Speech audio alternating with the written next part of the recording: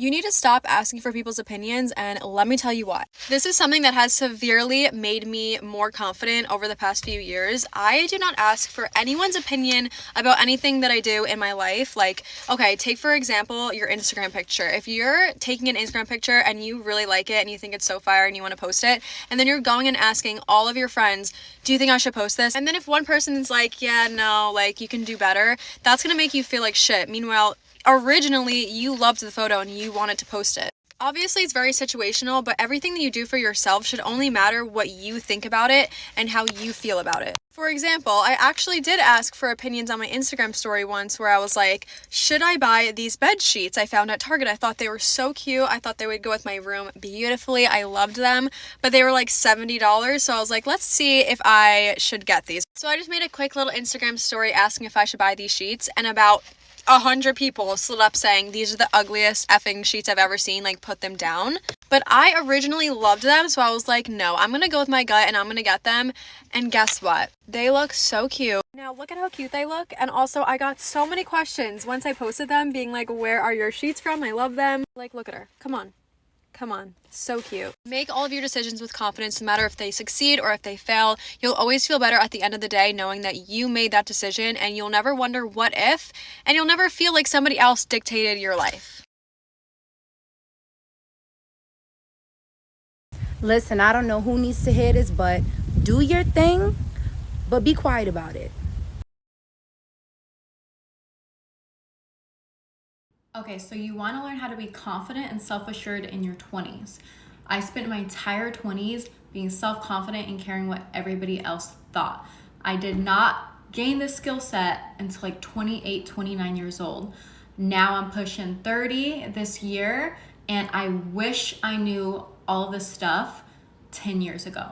So I'm gonna break it into 3 parts. I'm gonna do a mindset part, an appearance part, and a health part. We're gonna start off with mindset. First thing I need you to do, pick up the book, Breaking the Habit of Being Yourself by Dr. Joe Dispenza. This book I read when I was about 26 years old, and it was the catalyst that pushed me into rewiring my brain and how I thought. This is an amazing book. Anything by Dr. Joe Dispenza, I totally recommend. Look him up on YouTube too, watch his videos. Personal development in general is really good to get into your head and rewire the negative thoughts and mindset that you currently have. I also want you to do a lot of research on yourself. I feel like a lot of people, because they don't have their shit together, they don't know what they're doing, they don't feel confident, they look and study other people who they perceive have what they want, that confidence, that self-assuredness, and they try to emulate it. And when you're basically, as I like to call it, a personality thief, you aren't authentically you. That's not genuinely you. You need to do internal work. You need to study yourself, look up things, the personality types, seduction types, victim types. Really study yourself to the point that you really know yourself and you know what makes you tick, and you accentuate the things about your personality that you like and that work well with you, and you work on to get rid of the parts about your personality that you don't like. As an example, I tried for a while to be that traveler person who traveled every weekend, but for me, that is not my personality. I thrive off of routine and organization. I don't do well with chaos and moving around all the time and just everything being just crazy. I don't do well. If there's chaos in my life, then there's chaos in my head. So I had to stop doing that, and now I only travel here and there, and I work with my personality and who I am. I do not try to be somebody that I'm not. So pick up Breaking Habit of Being Yourself. Stop being a personality thief. Do research on yourself and get to know yourself. Stop focusing on other people and trying to emulate other people. Be genuinely yourself and do a bunch of personal development and figure out who you are. If you want to be 1,000 times happier than you are right now, there's one thing you have to do, and one thing only, and that is live and make decisions based off of hell yes or hell no. You should start taking notice of moments in your life when you just feel you. I'm fresh from the gym and I'm walking around in New York City. It's just warm enough that the coat I'm wearing is a little too heavy, but that without it I would be a little too cold. And I feel so content and calm. Being conscious of this moment is the first step in being able to recreate this moment and this feeling at will. So the next time I inevitably feel an acute bout of stress coming on, I can use this pocketed little memory and feeling to realign and feel more like me. All you have to do is start noticing. So I'm 24 years old, and I've lived in New York for about 5 years now, and one of my largest problems that I've ever faced is my feeling of loneliness. And I'm not just talking about feeling lonely here and there, I'm talking about an overwhelming and crippling feeling of loneliness. And I don't even work from home. I work with people every single day, but there just became a point where it felt like everyone around me had somebody. Everyone around me had somebody except for myself.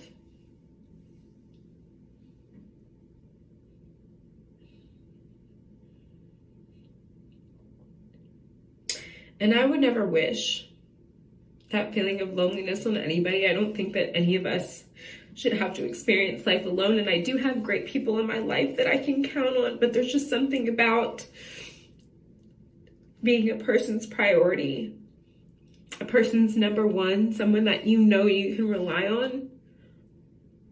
And I just don't feel like I'm that in anybody's eyes. And that's the reason why I feel like sometimes the loneliness just gets to be a little too much. A little too much.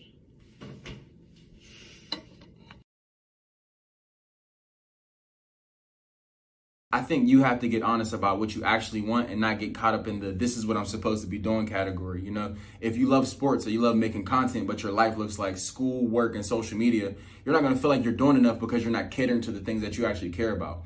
I didn't graduate college. Vacations haven't been made a priority in my life, and those are things that are popular among my peers, but I never feel like I'm not doing enough because I follow my joy. Another thing to realize about adult friendships is not every single friend that I have needs to be my best fucking friend in the world. I have friends for different things. Some people are just there for you to get coffee with, for you to go out with. You share similar interests. Maybe you like to go to a pottery class with. I don't know. You have friends for everything. It's really helped me fill my life with a bunch of people that I really like and who really like me. We have a good time together doing the various things that we like to do. The issue isn't that you don't know what you're doing with your life. The issue is that you think you should. The issue isn't that you're not in a relationship.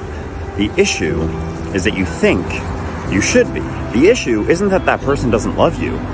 The issue is that you think they should. You see, situations don't create problems. Your thoughts about them do. I don't know who needs to hear this, but you gotta stop being afraid to fuck up. You gotta stop being afraid to fuck up. It's fucking you up. It's fucking you up. Advice that nobody asked for: complete your side quests. So much more fun than just a normal day. I just finished an exam. On my way home, bam, out of nowhere. Hi, do you know where Tim Hortons is? I'm fully gonna be late for class if I show you where Tim Hortons is. Hell yeah, I know where Tim Hortons is. Follow me. Nice little 5-minute walk with a person I've never met before. Am I gonna be late to class? Yeah. Is my day just like a little bit more interesting? Also, yeah. So how do you get higher quality people into your life? Well, the first step is knowing what type of people you do want. So make a list and write down all the qualities, traits, and personality types that these people have. Next is like attracts like. If you want higher quality people and you're not getting that right now, it's probably a sign you need to work on yourself. You need to dress better, you need to speak better, and you also need to be in areas where people are higher quality and they are more successful. Next is go to those areas and then set a filter on your life that eliminates any of the wrong people from ever getting in or staying in your life, and hold those standards to that list that you wrote down of the right people. Next thing you know, the right people will come in and the right people will stay. And because you set those filters, the wrong people will be pushed out. This mindset tip will change everything for you. Let's talk about goal setting and how 90% of people are doing it completely wrong. So let's talk about the science on how to actually achieve your goals. So this is the neurological levels of change. So as you can see, we have many different levels, and most people actually start on the bottom level, so environment and behavior, and this is where everything goes wrong. So if you're doing goal setting correctly, you will actually start from identity and go all the way down, and here's why. Let's do a weight loss example. So most people, they start at the environment. So they throw out all the bad stuff in their fridge. They buy new fresh fruit, fresh vegetables, all the healthy stuff. Then they start changing their behavior. So they go to the gym, they might walk more often, go for walks, all that kind of stuff. But the problem is that they don't change the belief system, values, and identity, especially if you've been on a weight loss journey for many, many years. Because deep down, you don't see yourself as a healthy, fit person, so you don't embody the same values and belief systems. If you want to have long-term change, you need to start at the identity level, as it will have a ripple effect all the way down. Embody the person who has already reached that goal. What are their values? What are their beliefs? So by reprogramming your mindset, you will achieve your goals. This is something you might need to hear. You're gonna turn out just fine. Your life's gonna turn out just fine. Your personal, your professional life is gonna turn out just fine. You're doing so good. You're trying so hard. Just let yourself breathe. Let yourself breathe. You, 5 years ago, would be so proud. They would be so proud of you. It's gonna be okay.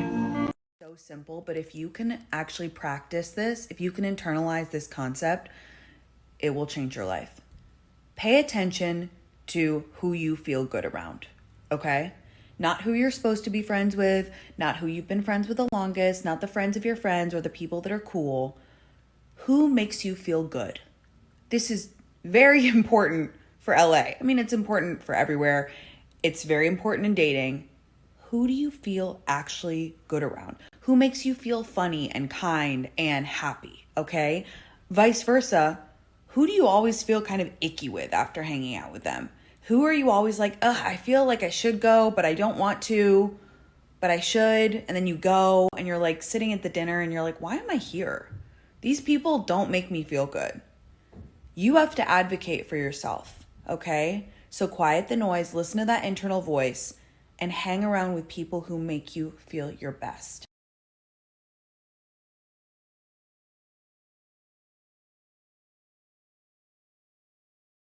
Bad bitch behavior we don't talk about enough.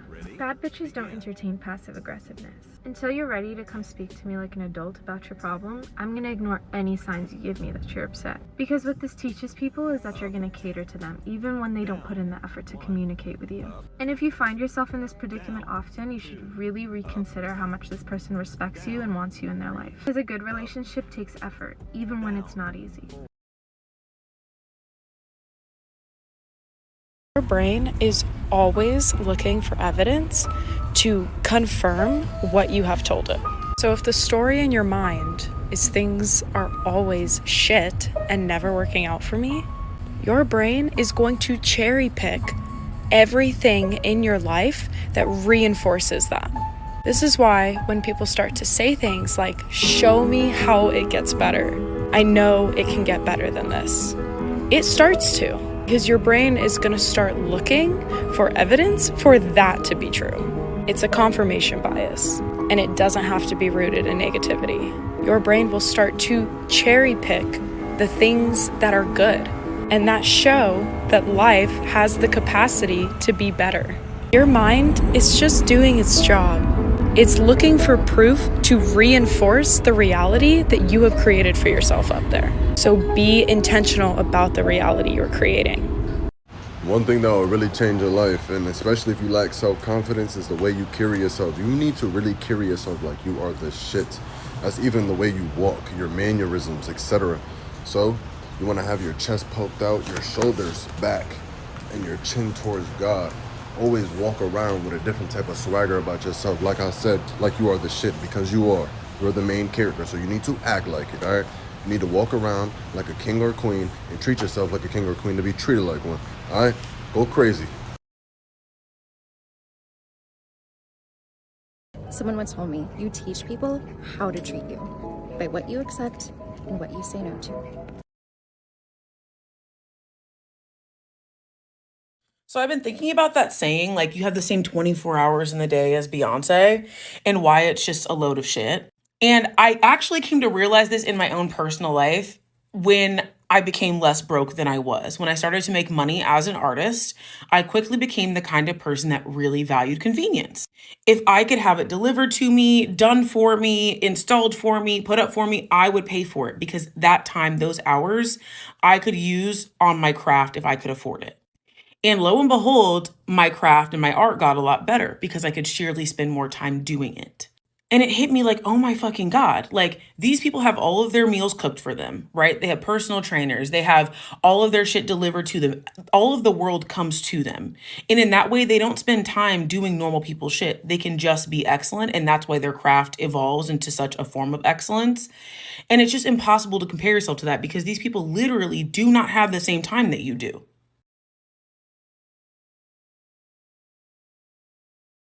I'm gonna talk about relationships really quick. You can listen if you want to. If not, just keep scrolling.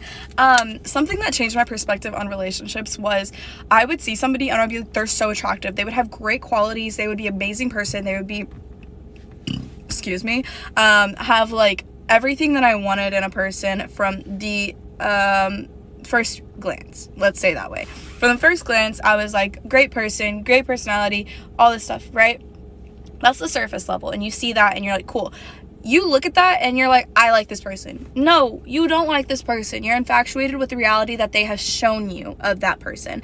The next level, okay, this person is great. They're awesome. Let me take away the fact that they're a pretty person. Let me actually look at who they are as a person. Do they have same morals as me? Do they want to do the same things in life as me? Do our standards meet? Do they have the same views as me? Do they want to do the same kind of lifestyle as me? All that stuff has so much to play in if you actually like somebody or not. And so often we're like, yep, I like this person, but y'all aren't actually compatible. So why do you like someone if they're not actually compatible? Y'all don't have the same views. You're gonna have to be pulling them up to your standards because they're a pretty person and they have a cute personality. Guess what? That's like having ketchup and peanut butter. Great separately, but if you put them together, they don't taste great together. You can acknowledge that they're two great condiments, and you can be like, yeah, you're amazing ketchup. Yeah, you're amazing peanut butter. Put it together on a sandwich, doesn't taste great. But that doesn't mean that they weren't great as individuals. See, with this mindset, you can say, that's a great person. I appreciate that person, but I would never date them. And that's how I switch my mindset of, oh, every single person is a potential. No, it's actually the opposite. Almost every single person isn't a potential person. That's the thing. You can acknowledge that someone is a great person without having interest in them. You can acknowledge somebody is an attractive person without having interest in them. And that doesn't, you need to like step back and be, just because someone's a pretty person does not mean that that person is right for you. You have to put your standards higher. You have to understand that there's this little box that not somebody needs to fit in, but somebody will fit in. You have to have standards that people will fit in. And that's great. You're not going to pull somebody to try to get them to set it, to be in your standards. Someone is already going to be in your standards when they walk into your life. That's the thing. You shouldn't have to be pulling somebody up to your standards that you should be already running, and they're running right with you, not you running and you're having to slow down back up to them to be on their level. No, they have to already be running at the same level as you. I don't know if any of that makes sense, but that's kind of how I stopped being boy crazy and being like, oh my gosh, every single guy is cute. No, a couple guys can be cute. That's great, but that does not mean that they're marriage potential and you should be dating to marry. So that is my TED Talk for today. One of my most favorite pieces of advice came from my old manager, who led with such empathy and kindness that I routinely forgot that he was a white man, and he always used to say abundance mentality. Abundance mentality essentially means that you say no to things that aren't in alignment with you because you have the confidence that this will neither be the first nor the last opportunity that you get. So if you're in a really competitive work environment where it's pretty common for your coworkers to fight over projects, generally speaking, you can take yourself out of that equation and still be fine with it and not stress yourself out about like weaseling your way onto different projects. If you believe in the more spiritual and astrological things, I feel like this really sunk in when I realized that I could start saying no to things and I could trust my own intuition about what was right for me, because I actually got an astrology reading done by the uncle on Indian matchmaking, not the face reader, the other guy. And when I had that reading done, it really rocked me. I can do a longer video on this, but before I went and spoke to him, I sat down for 3 months and I was like, what do I actually want out of my life? What feels the best for me, the most right for me? And in that practice, I kind of realized when people are like, there's so many options, or there's so many things you can do. Actually, there are not that many options, because if you really sit with yourself and you really think about what you want and what you're good at, the options narrow down. It's actually a good thing. So when I spoke to him, I was really surprised to find that a lot of what he was saying in terms of like timing, career, personal life, whatever, so much of it lined up, and it's all things that I genuinely thought would be the best fit for me. It also just feels better to live a life that's meant for you rather than what society prescribes to people in mass, generic doses. I recently read this quote because it was inspired from a YouTube video that my friend sent me. Long story short, it's insane and it's amazing and you need to hear it. How we spend our days is, of course, how we spend our lives. I don't know why we think that our lives are in the future. Why do we say, I want to spend my life like this? Like, you're spending your life right now. This is life, right this very moment. How you're choosing to go about your day right now is how you're choosing to go about your life. And I'm such a hypocrite in thinking like I have future life ahead of me. It's like, it's right now. And I feel like once we like understand that, we actually might start prioritizing the time we have in the present moment and just staying present and not so future thinking, because all we have is right now. And yeah, I just thought I'd share because I feel like so inspired. Would I be able to interview you guys? So the question is, are you happy? I mean, happiness or joy can be experienced in any moment, but I feel like your question is asking about a consistent state of being, you know, consistently experiencing happiness. I mean, that's not even the nature of life, I don't think. I think there's contrast and there's joy, then there's heartache, then there's growth, you know. Am I alive in the experience? Very much so. Does that elicit happiness all the time? No. But it's not excluded either, you know, truly. I think that's my best answer. Thank you so much. Yeah. Another question I ask is, if you had a message for the entire world, what would it be? Value your body and take good care of it. Bestie, I'm gonna call you out, but I'm gonna help you. I can guarantee you the number one reason you feel like your dream life is unattainable is because you don't keep promises to yourself. And what I mean by this is you don't follow through with the day-to-day things that you say you're gonna do. Like when you tell yourself, I'm gonna start waking up earlier, or you tell yourself, I'm gonna start going to the gym. I'm not attacking you, I used to be the same way. I'm gonna show you how to fix it. So consistency builds confidence. What you do consistently and follow through with will build up the trust within yourself and your belief that you're able to do things. So at the beginning of next week, pick a small habit you can do each day. Like break it down super small so it doesn't feel like a force. For example, let's say you tell yourself that you're gonna read for 10 minutes every single night instead of scrolling on your phone. If you do that over the next 7 days, you are communicating to your subconscious mind that you're the type of person that follows through. The next week, add on a new thing and watch your confidence skyrocket. I knew I loved myself on a different level when people respecting me became more important than people liking me. I could care less of how somebody thinks about me, but more about how they treat me.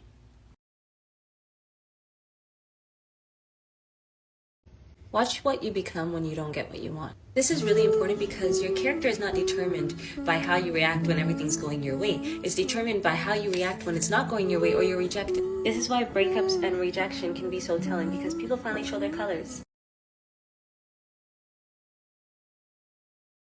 If you like it, don't worry about who else does. So long as you aren't hurting anyone or taking advantage of anyone, you have the right to enjoy what you enjoy without guilt or shame. The more that you try to deny what brings you joy, the less of yourself you're being. And nobody on this planet is worth sacrificing who we are. If it makes you happy, screw what they think.